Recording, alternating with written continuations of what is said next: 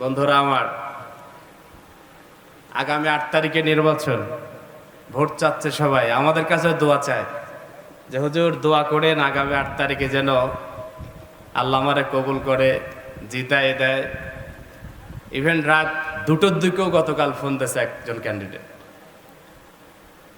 দোয়া করবেন। আমি তার সাথে একটু ফিরিয়ে আছি, তো বলছি যে দোয়া তো করে আপনি তো জিতায় চেয়ারে বসায় দিই, চেয়ারে বসানোর পরে তার আমার কথা মনে থাকে না, তখন কন যে শেখ সাইদুল ইসলাম সাইদ রাজাকার, যুদ্ধাপরাধী ধর, জেলখানায় দিয়ে ঠ্যাং পাং সারা, কথা কন ঠিক কিনা?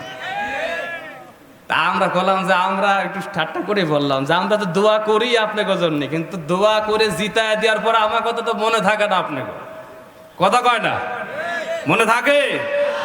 এই 1টা মাস 1.5টা মাস ক্যান্ডিডেটরা যেভাবে মানুষের দাঁড়ে দাঁড়ে ঘোরে যায়, দেখাশোনা করে, কে মাঠে কে ঘাটে, কার হাতে ময়লা কার জামায় ময়লা দেখার বিষয় নাই, মুসাফা কোলাকুলি সব কিছু করে, কতক্ষণ ঠিক কিনা?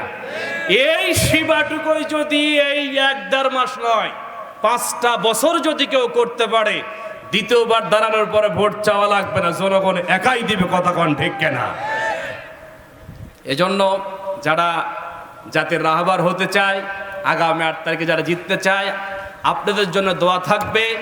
আল্লাহ তাআলা যে অর্ডার করেছেন আল্লাহর জমিনে আল্লাহর দ্বীন কায়েমের জন্য, খেলাফত প্রতিষ্ঠার জন্য, সৃষ্টি যার আইন চলবে, তার বিধান চলবে, তার আল্লাহর হুকুম চলবে, এইটার পক্ষে যারা কাজ করবে তাদের জন্য দোয়া থাকবে, তাদের জন্য মন থাকবে, তাদের জন্য মাঠে নেমে কাজ করব, কথা কোন ঠিক না?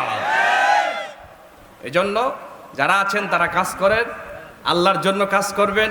আমরা আপনাদের আল্লাহর জন্য ভালোবাসবো, কার্ডের প্রয়োজন নাই, টাকার প্রয়োজন নাই, কোনো কিছুর প্রয়োজন নাই, শুধু আল্লাহর জন্য কাজ করবেন, আমরা আল্লাহর জন্য আপনাদের ভালোবাসবো, কথা কোন ঠিক না?